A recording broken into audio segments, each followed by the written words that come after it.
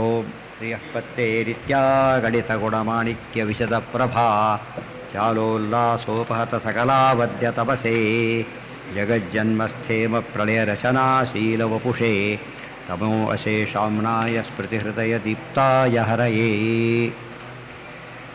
ನ ಶಬ್ದಾಬ್ಧೌ ಗಾಢಾ ನ ಚ ನಿಗಮಚರ್ಚಾಸು ಚತುರಾ ನ ಚ ನ್ಯಾಯೇ ಪ್ರೌಢಾ ನ ಚ ವಿದಿತವೇದ್ಯಾ ಅಪಿ ವಯಂ ಪರಂ ಶ್ರೀಮತ್ಪೂರ್ಣಪ್ರಮತಿಗುರುಕಾರುಣ್ಯಸರಣಿಂ ಪ್ರಪನ್ನಾಃ ಮನ್ಯಾಃ ಸ್ಮಃ ಕಿಮಪಿ ಚ ವದಂತೋಪಿ ವಹತಾಂ ನಾರಾಯಣಂ ನಿಖಿಲಪೂರ್ಣಗುಣೈಕದೇಹಂ ನಿರ್ದೋಷಮಾಪ್ಯತಮಮಪ್ಯಖಿಲೈಃ ಸುವಾಕ್ಯೈಃ ಅಸ್ಯೋದ್ಭವಾದಿತಮಶೇಷವಿಶೇಷತೋಪಿ ವಂದ್ಯಂ ಸದಾ ಪ್ರಿಯತಮಂ ಮಮ ಸನ್ನಮಾಮಿ.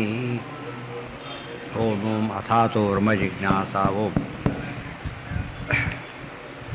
ಕುಪಿತಾ ಹಿ ಫಣಚ್ಛಾಯಾ ಸಮೀಕೃತ್ಯಾಪರಂ ಸುಖಂ ಸೇವಂತೆ ಯತ್ಪದಂ ಧೀರಾಃ ಸಮುಪಾಸೆ ಶ್ರೀಯಃಪತಿ. ಮೊದಲೇನು ಹೇಳಿದ್ರಿ? ಈಗ ನಮ್ಮ ಸಿಲೆಬಸ್ ಎಷ್ಟು ಅಂತ ಪ್ರಶ್ನೆ. ಮೋಕ್ಷಕ್ಕೆ ಹೋಗ್ಬೇಕಾದ್ರೆ ತಿಳ್ಕೋಬೇಕು ಅಂತಾಯ್ತು. ಸಿಲೆಬಸ್ ಎಷ್ಟು ಅಂದರೆ ಸಮಸ್ತ ವೇದ ಓದಬೇಕು ಅಂತ ಹೇಳಿಬಿಟ್ಟು. ವೇದ ಶಬ್ದಕ್ಕೆ ಪೌರುಷೇಯ ವೇದ ಕೂಡ ಮಹಾಪಂಚಮ ವೇದ ಎಲ್ಲ ಟೆಕ್ಸ್ಟು ಅಂತ ಹೇಳ್ಬಿಟ್ಟು. ಅಯ್ಯೋ ನಮ್ಮ ಕೈಗಾಗಲ್ಲ ಅಂದರೆ ಎಷ್ಟು ಹೋಗ್ತಿರೋ ಅಷ್ಟು ಎಲ್ಲ ಓದಬೇಕು ಹೋಗೋದು ಸಿಲೆಬಸ್ಸು. ಆದಷ್ಟು ಓದೋದು ಅವನ ಕೆಲಸ, ಬಂದಷ್ಟು ಬರೆಯೋದು ಮುಂದೆ, ಅವ್ರು ಕೊಟ್ಟಷ್ಟು ಮಾರ್ಕ್ ತೊಗೋಬೇಕು, ಅಷ್ಟು ಬೇರೆ ಇಲ್ಲ. ಆದರೆ ಫುಲ್ ತಿಳ್ಕೊಂಡು ಫುಲ್ ಬರೆದ್ಬಿಟ್ರೆ ಏನಾಗುತ್ತೆ? ಅವರ 100% ಬ್ರಹ್ಮವಾಯುಗಳು ಹಾಗಿತ್ತು. ಅವ್ರಿಗೆ ಅಷ್ಟೇ 100% ಮಾಡಕ್ಕೆ ಬರೋದು. ಅವ್ರು ಉಳಿದವರೆಲ್ಲ ಸ್ವಲ್ಪ ಕಡಿಮೆ ಆಗ್ತಾ ಬರ್ತಾರೆ. ಆ ಡಿಸ್ಟಿಂಕ್ಷನ್ ಆ ಥರ ಬರ್ತಾರೆ. ಉಳಿದವರು ಸಹ ನಾನು ಫೇಲು, ಕೆಲವು ಮೈನಸ್ ಪಾಯಿಂಟ್, CET ಮೈನಸ್ ಮಾಡ್ತಾರಲ್ಲ, ಇವು ಮತ್ತೆ ಹುಟ್ತಾ ಬರಬೇಕು, ಮೊದಲಿಂದ ಹುಟ್ಲಕ್ಕೆ ಶುರುವಾಗುತ್ತೆ. ಅಷ್ಟು ಲಾಂಗ್ ಪ್ರೋಸೆಸ್ ಇದು. ಆದ್ದರಿಂದ ಜ್ಞಾನ ಕಾರ್ಯಕ್ಕೆ ಏನಂತ ಆಯ್ತು? ಈಗ ಸಾಕು ಅನ್ನೋ ಪದ ಉಪಯೋಗಿಸ್ಬಾರ್ದು, ಆಯಿತಾ? ಸಾಕು ಅಂತಂದು ಕರಿತಾನೋ ದೇವರಿಗೆ ಅವಮಾನ ಮಾಡಿದೆ ಲೆಕ್ಕ. ಯಾತಕ್ಕೆ? ಎಲ್ಲ ಶಾಸ್ತ್ರದ ಗುರಿ ದೇವ್ರನ್ನ ಹೇಳೋದು. ದೇವ್ರನ್ನ ಹೇಳೋದು ಅಂದರೆ ಏನು? ಅವನು ಗುಣಗಳನ್ನು ತಿಳಿಸೋದು. ಮುಗೀತು ಅಂದರೆ ಗುಣಗಳು ಮುಗಿದೋಯ್ತು ಅಂತ ಆಗಿಬಿಡೋದು. ನಮಗಾಗಲಿಲ್ಲ ಅಂತ ಹೇಳಬೇಕೆ ಹೊರತು ಮುಗೀತು ಅಂತ ಆ ರೀತಿ ಹೇಳಬಾರ್ದು. ಅದಕ್ಕೆ ನಾವು ಎಲ್ಲ ಟೈಮ್ನಲ್ಲೂ ಕೂಡ ಭದ್ರಂ ಕರ್ಣೇಭಿ ಶೃಣುಯಾಮ ದೇವಾಹ, ನಮ್ಮ ಪ್ರತಿ ಕ್ಷಣದಲ್ಲೂ ಕೂಡ ಏನು ಯಾರು ಮಾಡ್ತಾ ಇರಬೇಕು ನಮ್ಮ ಅಕೌಂಟ್ಗೆ. ಈಗ every moment fraction of A second ಅದನ್ನು ಕನ್ವರ್ಟ್ ಮಾಡ್ತಾನೆ ಕ್ಯಾಶ್ಗೆ. ಅದು ನಮಗೆ ಕಾನ್ಸೆಪ್ಟ್ ಅರ್ಥ ಆಗಿಬಿಟ್ಟಿದೆ. ಎದ್ರೆ ಕೂತ್ರೆ ದುಡ್ಡು ಮಾಡಬೇಕು ಅಂತ. ಇವ್ರು ಹಾಗಲ್ಲ. ಎದ್ರೆ ಕೂತ್ರೆ ಏನು ಮಾಡ್ತಾರೆ ಅವರು? ಜ್ಞಾನಕ್ಕೆ ಸೇನ್ ಮಾಡ್ತಾರೆ. ಯಾಕೆ? ಅದು ಅಲ್ಟಿಮೇಟ್. ನಮಗಿರೋ ಜ್ಞಾನ ಮೋಸ್ಟ್ಲಿಕ್ಕೆ ಇರಲೇಬೇಕು. ಒಂದು ಲೀಟ್ರ್ ಪೆಟ್ರೋಲ್ ಹಾಕ್ಸಿ ಬದಲಿಗೆ ಹೋಗ್ಲಿಕ್ಕಾಗುತ್ತಾ ನಿಮಗೆ? 1 ಲೀಟ್ರ್ ಪೆಟ್ರೋಲ್ ಬದಲಿಗೆ ಹೋಗೋಕ್ಕಾಗತ್ತೆ? ಸಾಧ್ಯನೇ ಇಲ್ಲ. ಎಷ್ಟು ಬೇಕು ಅದಕ್ಕೆ? ಒಂದು ಸರ್ತಿ ಹಾಕ್ಲಿಕ್ಕೆ ಬರೋದೇ ಇಲ್ಲ, ಮತ್ತೆ ಚೇಂಜ್ ಮಾಡಿಸ್ತಾನೆ ಇರಬೇಕಾಗ್ತದೆ. ಆ ರೀತಿಯಲ್ಲಿ ನಾವು ಮಾಡ್ತಿರೋ ಸಾಧನೆ ವೈಕುಂಠಕ್ಕೆ ಏನೇನೂ ಅಲ್ಲ. ಇದು ನಾವು ಮಾಡ್ತಿರೋ ಸಾಧನೆ ಏನು ಅಂತ ಕೇಳಿದರೆ it is simply nothing. But ಏನು ಮಾಡ್ಬೇಕು ನಾವು? ಇದನ್ನು ನಿಧಾನವಾಗಿ ಒಂದೊಂದು ಲೀಟ್ರ್ ಹಾಕ್ಸಿ ಹೋಗಿ ಕೊನೆ ಪಕ್ಷ ಹೋಗ್ತೀರೋ ಅಷ್ಟೇ. ನಿಂತಲ್ಲಿ ನಿಲ್ಲಬೇಡ, ಮುಂದೆ ಹೋಗೋದು. ಮತ್ತೆ ಸೇನ್ ಬಂದಾಗ ಕೆಲವು ಟ್ಯಾಂಕ್ಸ್ ಫುಲ್ ಮಾಡೋದಿಲ್ಲ ತುಂಬ ಜನ, ಗೊತ್ತಾಯ್ತು? ಮತ್ತೆ ಬೈರು ಹಾಕ್ಸ್ತಾ ಇರ್ತಾರೆ. ಕೆಲವರು ಫುಲ್ ಮಾಡಿಬಿಡ್ತಾರೆ. ಕೆಲವು ವೆಹಿಕಲ್ಲಿಗೆ ಫುಲ್ ಮಾಡೋದೇ ಪ್ರಾಬ್ಲಮ್ ಆಗುತ್ತೆ. ಆ ಭಾರ ಜಾಸ್ತಿ ಆಗಿಬಿಡುತ್ತೆ ಅದಕ್ಕೆ, ಗೊತ್ತಾಯ್ತಾ? ಅದಕ್ಕೂ ಅಷ್ಟೇ ಮಾಡ್ಕೊಂಡು ಹೋಗ್ತಿರ್ತಾರೆ. ಅವ್ರ ಬಿಟ್ಟು ಹಳೆಯ ವೆಹಿಕಲ್ಗಳು ಏನೋ ಆಗಿರುತ್ತೆ, ಅದು ಸಾಧ್ಯ ಇಲ್ಲ.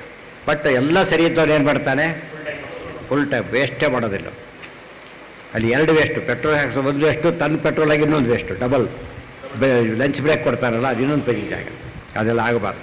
ಕೊನೆಗೆ ಹೇಳ್ತಾರೆ, ಎಷ್ಟು ಚೆನ್ನಾಗಿದೆ ನೋಡಿ ಇವೆಲ್ಲ. ನಾವು ಏನು ನಾವು ಮಾಡೋದೆಲ್ಲ ನಾವು ಭಾರಿ ಮಾಡ್ತೇವೆ ಅಂತ ತಿಳ್ಕೊಂಡಿರ್ತೇವಲ್ಲ, ಬುಡ್ದೊಂದು ಬಿಟ್ಕೊಳ್ಳೋಣ, ಅದು ಕೂಡ ನಥಿಂಗ್.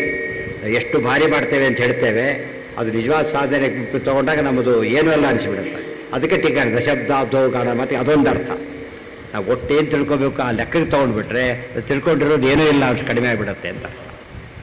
ಶ್ರವಣಂ ದುಷ್ಟತತ್ವಸ್ಯ ಮನನಂ ಧ್ಯಾನಮೇವ ಚ ವಿಶೇಷಾನಂದ ಸಂಪ್ರಾಪ್ತೈ. ಮೊದಲು ಶ್ರವಣ, ಆಮೇಲೆ ಮನನ, ಆಮೇಲೆ ಧ್ಯಾನ, ಆಮೇಲೆ ಮತ್ತೆ ಧ್ಯಾನ. ಇಲ್ಲಿ ಅಪರೋಕ್ಷ ಜ್ಞಾನ ಬಂತು, ಮೋಕ್ಷ ಅಶ್ಯೂರ್.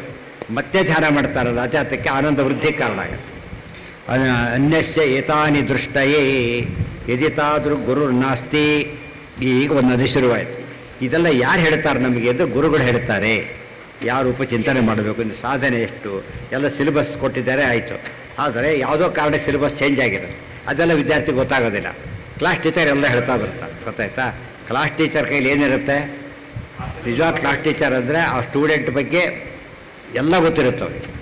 ಅವ್ರು ಪ್ರತಿಯೊಂದು ಟೀಚರ್ಸ್ಗೆ ಗೊತ್ತಿರುತ್ತೆ. ಅವ್ರು ತಕ್ಕಂತೆ ಕರೆಕ್ಟ್ ಗೈಡ್ ಮಾಡ್ತಾನೆ. ಈ ಫ್ಯಾಮಿಲಿ ಡಾಕ್ಟ್ರಿಗೆ ಒಂದು ವಿಷಯ ಎಲ್ಲ ಗೊತ್ತಿರುತ್ತಲ್ಲ, ಹೊಸಬ್ರ ಅದೇ ರೀತಿಯೆಲ್ಲ ಮತ್ತೆ ಟೆಸ್ಟ್ ಮಾಡಬೇಕಾಗತ್ತೆ. ಇವ್ರಿಗೆ ಅದೆಲ್ಲ ಗೊತ್ತಿರುತ್ತೆ, ಬೇಗ ಕೆಲಸ ಆಗಿಬಿಡುತ್ತೆ.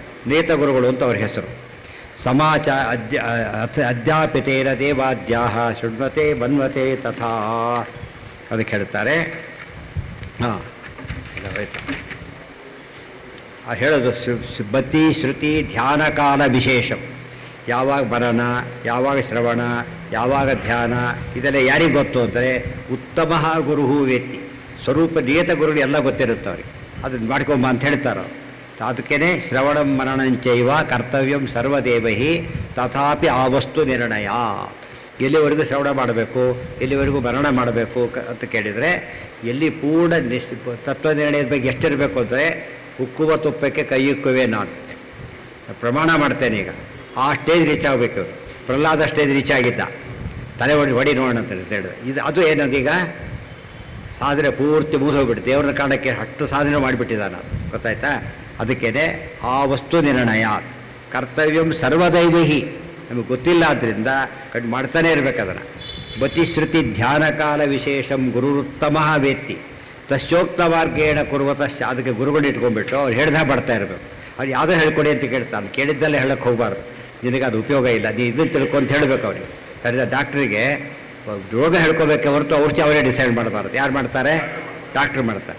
ಈ ಔಷಧಿ ಸೋಕು ಸಾಕು ತಗೋ, ನೀನು ಯಾವ ಔಷಧಿನೂ ಬೇಡ, ಸ್ವಲ್ಪ ಬಿಟ್ಬಿಡು ಸರಿ ಹೋಗುತ್ತೆ ಅಂತ. ಕೆಲವಕ್ಕೆಲ್ಲ ಔಷಧಿನೇ ಹೇಳೋದಿಲ್ಲ, ಜಸ್ಟ್ ಕ್ರೆಸ್ಟ್ ಇಳು ಯೋಗಿ ಅಂತ ಹೇಳಿಬಿಡ್ತಾರೆ. ಆ ಥರ ಶ್ರವಣಂ ದುಷ್ಟತತ್ವಸ್ಯ ಇಷ್ಟು ಹೇಳಿ ಇನ್ನು ಪ್ರಶ್ನೆ ಶುರುವಾಯ್ತು. ಈಗ ನಮಗೆ ಪ್ರಾಕ್ಟಿಕಲ್ ಈಗ ಯದಿ ತಾದ್ರು ಗುರುರ್ ನಾಸ್ತಿ, ಅಂಥ ಗುರುಗಳು ಸಿಕ್ಕಿಲ್ಲ ಏನು ಮಾಡ್ಬೇಕು ನಾವೀಗ? ಎಲ್ಲರ ಪ್ರಾಬ್ಲಮ್ ಇದೇನೆ ಇವತ್ತು. ಅಂಥ ಗುರುಗಳು ಸಿಕ್ಕಿಲ್ಲ, ಅದರಿಂದ ಏನು ಮಾಡಬೇಕು? ಎಲ್ಲೋ ಹೋಗಬಾರ್ದು, ಎಲ್ಲರೂ ಸಿಕ್ಕಿಲ್ಲ ಅಂದ್ಬಿಟ್ಟು ಎಲ್ಲೆಲ್ಲೋ ಹೋಗಬಾರ್ದು. ಒಂದು ಉಪಾಯ ಹೇಳ್ತಾರೆ ಏನು ಮಾಡಬೇಕು. ನಮಗೆ ಮೋಸ್ಟ್ ರೆಲೆವೆಂಟ್ ಪೋರ್ಷನ್ ಇವೆಲ್ಲ ಕೂಡ. ಅಂಥ ನೇತಗಳು ಸಿಕ್ಕಿಲ್ಲ ಅಂದಮೇಲೆ ಏನು ಮಾಡಬೇಕು ನಾವೀಗ? ಅದಕ್ಕೆ ಹೇಳ್ತಾರೆ ನಿರ್ಣೀತ ಶ್ರವಣಾಧಿಕಂ ತತ್ಸಿದ್ಧಾಂತ ಅನುಸಾರೇಣ ನಿರ್ಣಯ ಜ್ಞಾತ್ ಸಮಾಚಾರಿ. ನಾವು ಹೊಸ ವಿಷಯ ಹೇಳಬೇಡಿ, ಅದು ಮುಖ್ಯ ಅಲ್ಲ ನಮಗೆ. ಆಚಾರ್ಯ ಭಾಷ್ಯಾತ ಎಲ್ಲ ಬರೆದಿದ್ದಾರಲ್ಲ ಅದನ್ನು ಹೇಳಿಸ್ಕೊಬಿಟ್ರೆ ಆಗೋಯ್ತು. ಹೊಸ್ತಕ್ಕೆ ಯಾಕೆ ಹೋಗಬಾರ್ದು, ಯಾವುದು ಕೈ ಓದ್ಕೋಬೇಕು ನಾವೀಗ? ಯಾವ ಗ್ರಂಥಗಳಿಗೆ ಆಚಾರ್ಯ ನಿರ್ಣಯ ಬರೆದು ಹಾಕಿಬಿಟ್ಟಿದ್ದಾರೆ, ಗೊಂದಲ ಹೆಸರು ಕೂಡ ಇಲ್ಲ, ಅದು ಕಲ್ತ್ಕೊಂಡ್ಬಿಟ್ರೆ ಸಾಕು ಅಂತ. ಅದನ್ನು ಹೇಳ್ಕೊಳ್ಳೋ ಗುರುಗಳು ಸಿಕ್ಕರೆ ಸಾಕು. ಎಂಥ ಗುರುಗಳು ಬೇಕು ನಮಗೀಗ? ಅಮುಖ್ಯ ಗುರುಗಳಲ್ಲಿ ಎಂಥ ಗುರುಗಳು? ಅವ್ರು ನಿರ್ಣಯ ತಿಳೋ ಗುರುಗಳು ಆಗಬೇಕು. ಅವ್ರಿಗೆ ಕನ್ಫ್ಯೂಷನ್ ಇರಬಾರ್ದು. ಮತ್ತೆ ನಮ್ಮ ಕನ್ಫ್ಯೂಷನ್ ಅವ್ರ ಹತ್ರ ಎರಡಷ್ಟು ಡಬಲ್ ಆಗಬಾರ್ದು, ಕಡಿಮೆ ಆಗಬೇಕು. ಅಥವಾ ಸ್ವಲ್ಪ ಕ್ಲಾರಿಟಿ ಇರಬೇಕು. ತತ್ಸಿದ್ಧಾಂತ ಅನುಸಾರೇಣ ನಿರ್ಣಯ ಜ್ಞಾತ್ ಸಮಾಚಾರಿ. ಇವತ್ತು ಎಲ್ಲೆಲ್ಲೇ ಕೇಳ್ಬಿಟ್ಟು ಪ್ರಶ್ನೆ ಕೇಳ್ತಾರೆ. ಅವ್ರು ಹಾಗೆ ಹೇಳಿದ್ರು. ಅವ್ರು ಯಾರವರು ಗೊತ್ತಿರೋ ಹಾಗೆ ಅವರು ದೇವ್ರನ್ನ ಒಪ್ಪದೇ ಇರೋರು. ಅವರು ಸಂಧಾನ ಮಾಡಬೇಡ ಅಂತ ಹೇಳಿದ್ರೆ ಅವ್ರು ಹಾಗೆ ಹೇಳಿದ್ರು ನ್ಯಾಚುರಲಿ. ಅವರು ಅಲ್ಲೆಲ್ಲ ಕೇಳಕ್ಕೆ ಹೋಗಬಾರ್ದು. ಕಾಂಪಿಟೇಟಿವ್ ಇವತ್ತು ಉದಾಹರಣೆಗೆ ನಮ್ಮಲ್ಲೇನೆ ಒಳ್ಳೆಯವರೇನೆ, ಆ ಸಬ್ಜೆಕ್ಟ್ ಬೇರೆ, ಕೇಳಿ ಉಪಯೋಗ ಇಲ್ಲ. ಆಗ ಜಿಯಾಲಜಿ ಬಗ್ಗೆ ಜಿಯಾಲಜಿ ಕೇಳಿದ್ರೆ ಹೇಳ್ತಾನೆ ಅವನು ಪಾಪ, ಅದು ಸಾಧ್ಯ ಇಲ್ಲ. ನಮಗೆ ಅವ್ನಿಗೆ ಫ್ಲಾಂಕಾಗಿ ಏನು ಹೇಳಬೇಕು? ಅವನು ಗೊತ್ತಿಲ್ಲ, ಅವ್ರಿಗೆ ಕೇಳಿ ಅಂತ ಹೇಳಬೇಕಷ್ಟೆ. ದ್ವಿವಿಧಂ ಶಾಸ್ತ್ರಂ ಟೀಕಾರ ಬೇರೆ. ಶಾಸ್ತ್ರ ಎರಡು ವಿಧ, ನಿರ್ಣೇತವ್ಯಂ ನಿರ್ಣೀತಂ. ನಮ್ಮ ತೊಗೊಂಡ್ರೆ ಪಾಠ ಆಗಿರಲಿ ಅಲ್ಪ ನಿರ್ಣೀತ, ಅದು ಪಾಠ ಆಗಿಬಿಟ್ಟಿದೆ ಬೇಕಾದ ಓದ್ಕೊ, ಅದು ಬೇರೆ. ಹೊಸ ಪಾಠ ಓದಬೇಕು ಅವನಿಗೆ, ಹೊಸ ಪಾಠ ಓದಬೇಕು. ಅವಾಗ ಏನಾಯ್ತು? ಈಗ ಜವಾಬ್ದಾರಿ ಜಾಸ್ತಿ ಆಯ್ತು. ಈಗ ತಾನೇ ಓದ್ಕೊಳಕ್ಕೆ ಹೋಗಬಾರ್ದು. ಯಾತಕ್ಕೆ ಏನಾಗುತ್ತೆ ಅಲ್ಲಿ ಕನ್ಫ್ಯೂಷನ್ ಬಂದ್ಬಿಟ್ಟು ಪ್ರಾಬ್ಲಮ್ ಕ್ರಿಯೇಟ್ ಆಗ್ಬೋದು. ಅದು ತಿಳಿದವ್ರ ಹತ್ರ ಹೋಗ್ಬೇಕೀಗ. ಮತ್ತೆ ತಾನು ಓದಬೇಕೀಗ. ಹೊಸ್ತು ಓದಬಾರ್ದು. ಏನು ಓದಬೇಕು ಅವನು? ಆಗಿರೋ ಪಾಠನೇ ಓದ್ತಿರ್ಬೇಕು. ಅವಾಗ ಏನಾಗ್ತಾ ಹೋಗುತ್ತೆ? ರಿಸ್ಕ್ ಇರೋದಿಲ್ಲ. ಹೊಸ ಪಾಠ ಓದಕ್ಕೆ ಹೋದಾಗ ಕನ್ಫ್ಯೂಷನ್ ಕ್ರಿಯೇಟ್ ಆಗಿಬಿಟ್ಟು ಮೊದಲಿಂದ ಕಳ್ಕೊಳ್ಳೋ ಚಾನ್ಸ್ ಬರುತ್ತೆ. ಆ ರೀತಿ ಮಾಡಬಾರದು. ತತ್ರಾದ್ಯಂ ಬ್ರಹ್ಮಸೂತ್ರಾಧಿಕಂ, ಬ್ರಹ್ಮಸೂತ್ರಗಳ ನಿರ್ಣಯ ಅವೆಲ್ಲ. ದ್ವಿತೀಯಂ ವೇದಾಧಿಕಂ, ಬ್ರಹ್ಮ ಆದಿ ಶಬ್ದದಿಂದ ಮಹಾಭಾರತಾತ್ಮರಣೆ ತಗೋಬೇಕು ನಾವರಿಗೆ. ನಿರ್ಣೀತಸ್ಯ ಶ್ರವಣಾಧಿಕಂ ಸಮಾಚಾರಿ. ಅದನ್ನೇ ಕೇಳ್ತೇವೆ, ಕೇಳಿದ್ದೇ ಕೇಳಬೇಕು, ಹೊಸ್ತು ಹೇಳಕ್ಕೆ ಹೋಗಬಾರ್ದು. ಒಟ್ಟು ಎಷ್ಟು ಬೇಗ ಹೋಗಿಬಿಡುತ್ತೆ ಅಂದರೆ ರಿಪೀಟ್ ಮಾಡ್ತೀರಿ ಅಷ್ಟೇ. ಶ್ರವಣಾದಿ ವಿನಾನೈವ ಕ್ಷಣಂ ತಿಷ್ಠೇತಪಿ ಕ್ವಚಿತ್. ಶ್ರವಣಾದಿಗಳು ಮಾಡ್ತೇನೆ ಒಂದು ಕ್ಷಣ ಕೂಡ ಇರಬಾರ್ದು. ಯಾಕೆ? ಪರೀಕ್ಷೆ ನಾಡಿದ್ದಾಗ ನಮಗೆ ಅರ್ಥ ಆಗುತ್ತೆ. ಏನಾದ್ರು ಮಾಡ್ತಿರ್ತಾರೆ, ಸುಮ್ಮನೆ ಕೊಡೋದಿಲ್ಲ ಅವನು. ಇವತ್ತು ನಮಗೆ ಆ ರೀತಿ ಶಾಸ್ತ್ರ ಓದಬೇಕು.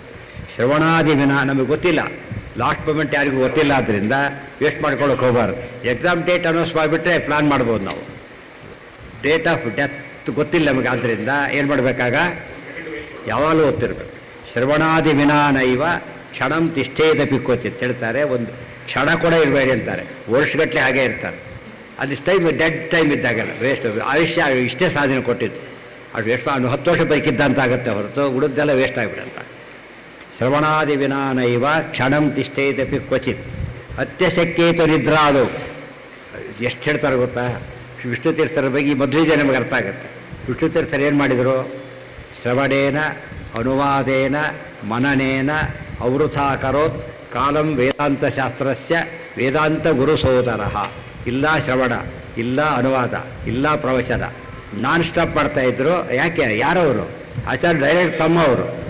ಉಳಿದವರಿಗೆ ಅಷ್ಟು ಇನ್ಫ್ಲೂಯೆನ್ಸ್ ಕ್ರಿಯೇಟ್ ಆಗೋದು ಅವ್ರಿಗೆ ಎಷ್ಟಾಗಿರ್ಬೇಕು, ಒಂಚೂರು ವೇಸ್ಟ್ ಮಾಡ್ತಿರ್ಲಿಲ್ಲ. ಅದಕ್ಕೆ ಏನು ಅನಿಸ್ಕೊಂಡ್ರು ಕೊನೆಗೆ ಆಚಾರ್ಯ ಶಿಷ್ಯರಲ್ಲಿ ನಂಬರ್ 1 ಅಂತಾಗಿ. ಎರಡನೇವನಾಗಬಾರ್ದು, ಫಸ್ಟ್ ಆಗಬೇಕು. ಲೋಕದಲ್ಲಿ ಫಸ್ಟ್ ಆಗಬೇಕು ಅಂತ ಅನ್ಕೋತಾರಲ್ಲ, ಹಾಗೆ ಶಾಸ್ತ್ರದಲ್ಲೇ ಫಸ್ಟ್ ಆಗಬೇಕು. ಅತ್ಯಶಕ್ಯೇತು ನಿದ್ರಾದು, ಇನ್ನೇನು ಕಣ್ಣು ಮುಚ್ಕೊಂಡು ಹೋಗ್ತಾ ಇದೆ.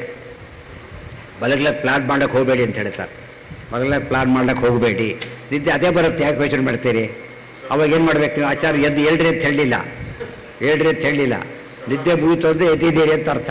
ಪುನರೇವ ಸಮಾಚಾರ, ಮತ್ತೆ ಶುರು ಮಾಡಿಬಿಡ್ಬೇಕು. ಹಾಗೆ ಅದು ಏನು ಬೇಕೋ ಅಷ್ಟು ಮಾಡ್ಕೊಂಡು ಮತ್ತೆ ಕಂಟಿನ್ಯೂ. ಅದು ಯಾವಾಗಲೂ ಅದೇ ಕೆಲಸನೇ. ಹುಡುಗ ವಿದ್ಯಾರ್ಥಿ ನಾಳೆ ಪರೀಕ್ಷೆ ಅಂದರೆ ಊಟ ತಿಂಡಿ ಬಿಡು ಅವೆಲ್ಲ ಮಾಡ್ತಾನೆ ಇರ್ತಾನೆ. ಬಟ್ ಎಲ್ಲ ಗಮನ ಎಲ್ಲಿ ಇರ್ತಾವೆ ಅವನಿಗೀಗ? ಇದು ಸೆಂಟ್ರ್ ಮಾಡ್ಕೊಂಡ್ಬಿಡ್ತಾನೋ, ಅದ್ರ ತಕ್ಕದ್ದೆಲ್ಲ ಅಡ್ಜಸ್ಟ್ ಮಾಡ್ಕೊತಾ ಹೋಗ್ತಾನೆ.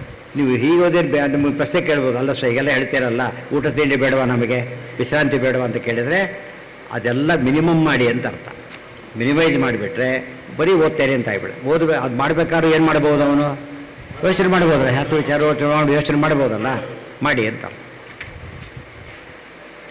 ಅಭಾವೇ ನಿರ್ಣಯಜ್ಞಶ್ಚ ಸಚ್ಚಾಸ್ತ್ರಾಣ್ಯವ ಸರ್ವದಾ ಶೃಣಯಾತ್. ನಿರ್ಣಯ ತಿಳುವಳು ಸಿಗದೆ ಹೋಗಿಬಿಟ್ರೆ ಸುಮ್ಮನೆ ಓದ್ತಾ ಇರಿ, ಓದಿದ್ದೇನೆ ಅಷ್ಟೇ. ಯದಿ ಸಜ್ಞಾನ ಪ್ರಾಚುರ್ಯ ಇಲ್ಲದೆ ಹೋದರೆ ಹೋಗಿ ಗುರುಗಳ ಹತ್ರ ಹೋಗಿ ಅವ್ರು ಏನು ಹೊಸ್ತು ಹೇಳಲ್ಲ ಅಂತ ಗೊತ್ತು ನಿಮಗೆ. ಅಂಥ ಗುರುಗಳು ಸಿಕ್ಕಿದ್ದಾರೆ ನಿಮಗೆ ಗೊತ್ತಿರೋಷ್ಟೇ ಗೊತ್ತಿದೆ, ಸ್ವಲ್ಪ ಜಾಸ್ತಿ ಗೊತ್ತಿರ್ಬೋದು ಅಷ್ಟೇ. ಯೋಚನೆ ಮಾಡಬೇಡಿ, ನೀವು ಅಂದೇ ಕೇಳಿ, ಉಪಯೋಗ ಆಗುತ್ತೆ. ಆದರೆ ಒಂದು ಕಂಡೀಷನ್, ಯದಿ ಜ್ಞಾನ ಪ್ರಾಚುರ್ಯ ಉಪಲಭ್ಯತೆ. ನೀವು ಹೋಗಿ ಸ್ವಲ್ಪ ಉಪಯೋಗ ಆಗಬೇಕು ಅಲ್ಲಿಗೆ. ಏನು ಉಪಯೋಗ ಆಗದೆ ಹೋದರೆ ನೀವೇ ಓದ್ಕೊಬೇಡಿ, ಸಾಕು. ಹೋಗಿದ್ದಕ್ಕೆ ಏನು ಉಪಯೋಗ ಆಗೋದಿಲ್ಲ ಅಂತ ಆದರೆ ಏನು ಮಾಡಬೇಕಾಗ? ನೀವು ಓದ್ಕೊಬೇಡಿ, ಅದು ತಪ್ಪು ಓದ್ಕೊಬೇಡಿ. ನಿರ್ಣಯ ಗೊತ್ತಿದ್ದು ಡೌಟ್ ಬಂದೇ ಬಿಟ್ಬಿಡಿ, ಅದು ಓದಕ್ಕೆ ಹೋಗಬಾರ್ದು. ಏನು ಮಾಡಬೇಕು? ಅದನ್ನು ಗೊತ್ತಿದ್ದ ಭಾಗ ಓದ್ಕೊಂಡು ಹೋಗ್ಬೇಡಿ ಅಷ್ಟೇ ಹೊರತು ಅದನ್ನೇ ನೀವೇ ಯೋಚನೆ ಮಾಡ್ತಾ ಕೂತ್ಕೊಂಡು ಉತ್ತರ ಸಿಗೋದಿಲ್ಲ. ತಿಳಿತಾ? ನೀವೊಂದು ಗ್ಯಾರಂಟಿ ಇರಬೇಕು. ಇವತ್ತು ರಿಸ್ಕ್ ತೊಗೊಂಡು ನಾವು ಫ್ಯೂಸ್ ಆಗ್ಲಿಕ್ಕೆ ಹೋಗ್ತೀವ? ಟ್ರೈ ಮಾಡೋಕ್ಕೆ ಡೇಂಜರ್. ಯಾಕೆ? ಏನಾಗುತ್ತೆ? ಅಷ್ಟರಲ್ಲೇ ಸಾಯ್ಬೋದು. ಯಾವುದನ್ನು ಟ್ರೈ ಮಾಡೋದು ಬೇಕಾದರೆ ಕೆಳಗೆ ಟ್ರೈ ಮಾಡ್ಬೋದು, ಅದಕ್ಕೆ ಅದೇ ಹೋಗಬಾರ್ದು. ನಮಗೆ ಎಲ್ಲಿ ಗ್ಯಾರಂಟಿ ಇದೆ ಅಲ್ಲಿ ಮಾಡಿ. ಮಹದ್ಭ್ಯೋ ವಿಷ್ಣು ಭಕ್ತೇಭ್ಯ ಯಥಾಶಕ್ತಿ ಸಂಶಯಾನ್ ಚಿಂದ್ಯಾತ್. ನೀವು ಓದ್ತಾ ಕೂತ್ಕೊಂಡಿರಿ, ಡೌಟ್ ಬಂದಿರುತ್ತೆ, ಗುರುತು ಮಾಡ್ಕೊಳ್ಳಿ ಒಂದು ಕಡೆಗೆ. ಮಹಾತ್ಮರು ದೊಡ್ಡವರು ಸಿಕ್ಕರು, ಅದು ವಿಷ್ಣು ಭಕ್ತರು ಕಾಮನ್ನವರು, ಬೇರೆಯವ್ರು ಸಿಕ್ಕರು ಉಪಯೋಗ ಇಲ್ಲ.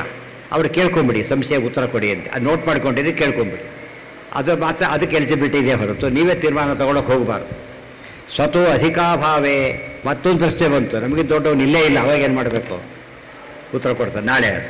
ಇವೆಲ್ಲ ಪ್ರಶ್ನೆ ನಾವು ಏನೇನು ಕೇಳ್ತೀವಿ ಅಷ್ಟಕ್ಕೆಲ್ಲ ಉತ್ತರ ಕೊಡ್ತಾರೆ ಆಚಾರ್ಯರು. ಅದು ಮಾಡದೆ ಹೋದರೆ ಇದು ಮಾಡದೆ ಹೋದರೆ ಎಲ್ಲರೂ ಬಿಡ್ತಾರ ಅಂತ ಅವ್ರು ಕೇಳಿದರೆ ಬಿಡ್ಲಿಕ್ಕೆ ಬರೋದಿಲ್ಲ ಅಂತ ಹೇಳ್ತಾರೆ. ಆ ಸ್ಟೇಜಲ್ಲಿ ಮಾಡೋದಕ್ಕೂ ಏನಿದೆ? ಒಂದು ಕೆಲಸ ಇದೆ. ಏನು ಸಿಗದೆ ಹೋದರೂ ಕೂಡ ಒಂದು ಕೆಲಸ ಮಾಡಲೇಬೇಕು ಅಂತ ಹೇಳ್ತಾರೆ. ನಾಡಿಂದು ಎಲ್ಲಿ ತರ್ತಾರೆ ಅದನ್ನೀಗ? ಇನ್ನು 3ನೇ ಶುರು ಮಾಡಿಲ್ಲ, 3ನೇ ಪಾದ ಆಚಾರ್ಯರು. ಇದೆಲ್ಲ ಪ್ರಿಯಾಂಬಲ್ ಹೇಳ್ತಾ ಇದ್ದಾರೆ ಅಷ್ಟೇ. ಇಂದ ಶುರು ಮಾಡ್ತಾರೆ. ಲಾಂಗ್ ಇಂಟ್ರಡಕ್ಷನ್ ಇದು. ಇಷ್ಟು ಲಾಂಗ್ ಇಂಟ್ರಡಕ್ಷನ್ ಯಾವುದಕ್ಕೂ ಕೊಟ್ಟಿಲ್ಲ. ಅತಿ ಹೆಚ್ಚು ಇಂಟ್ರಡಕ್ಷನ್ ಕೊಟ್ಟಿರೋದು ಇದಕ್ಕೆ, ಅತಿ ಹೆಚ್ಚು ಕನ್ಕ್ಲೂಷನ್ ಕೊಟ್ಟಿರೋದು ನ್ಯಾಯ ವಿವರಣಕ್ಕೆ. ಯಾಕೆ ಲಾಸ್ಟ್ ಇದರಲ್ಲಿ ಸೀರೀಸ್ನಲ್ಲಿ ಲಾಸ್ಟ್ ಆದ್ದರಿಂದ ಅಲ್ಲಿ ಕನ್ಕ್ಲೂಷನ್ ಬರೀತಾರೆ. ನಾಳೆ ಪಾಠ. ಯಾಕೆ? ಎಲೆಕ್ಷನ್ಗೆ 24 ತಾಸು ಅಲ್ಲಿ ವೋಟ್ ಮಾಡ್ತಿರ್ತೀರ, ಅಲ್ಲೇ 5 ನಿಮಿಷ